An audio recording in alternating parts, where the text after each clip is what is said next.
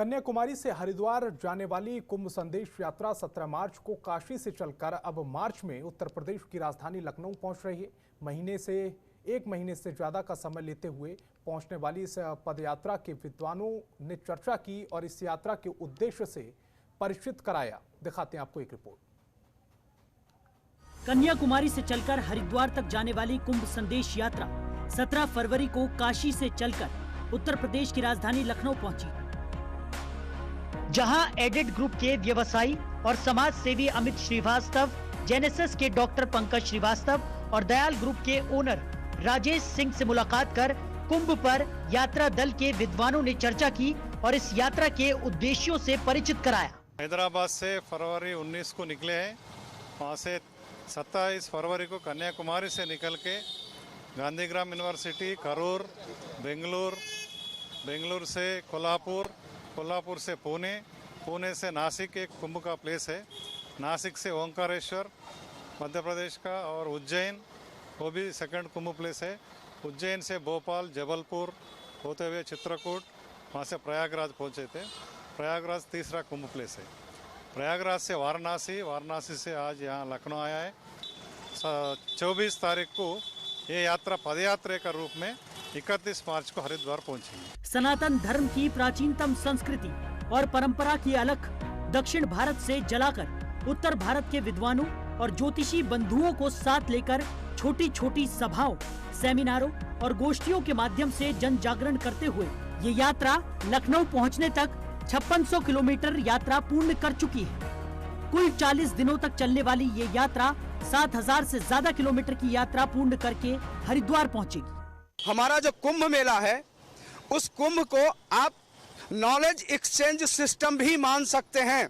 विभिन्न मतांतरों के लोग अपने अपने मतों को एक दूसरे के सामने रखते हैं और एक दूसरे के मतों को स्वीकार करते हैं। वो मत जो दुनिया की बेहतरी के लिए है, एक आम आदमी के जीवन को उत्तम और सुखी और संवर्धित करने के योग्य है, उसको स्वीकार किया जाता है। तो ये कुंभ जो है वो नॉलेज एक्सचेंज सिस्टम है। यात्रा का उद्देश्य कुंभ संदेश यात्रा के राष्ट्रीय प्रवक्ता ज्योतिषी आचार्य अविनाश राय ने बताया कि हैदराबाद के पेदाम्बा मंदिर से यात्रा कन्याकुमारी के लिए निकली, जिसका मूल उद्देश्य दक्षिण भारत से चलकर पूरे भारत में उत्तर भारत की कुंभ परंपरा को दक्षिण भारत से निकलकर जिस प्रकार आदि शंकराचार्य ने सनातन परंपरा को पुनः स्थापित किया था, उसी प्रकार मिशन 51-51 के तहत निकाली ये यात्रा हैदराबाद से तिरुपति होते हुए कन्याकुमारी से चलकर उज्जैन, भोपाल, चित्रकूट, प्रयाग, काशी के रास्ते लखनऊ आ पहुंची। यहाँ से कानपुर, वृंदावन, दिल्ली,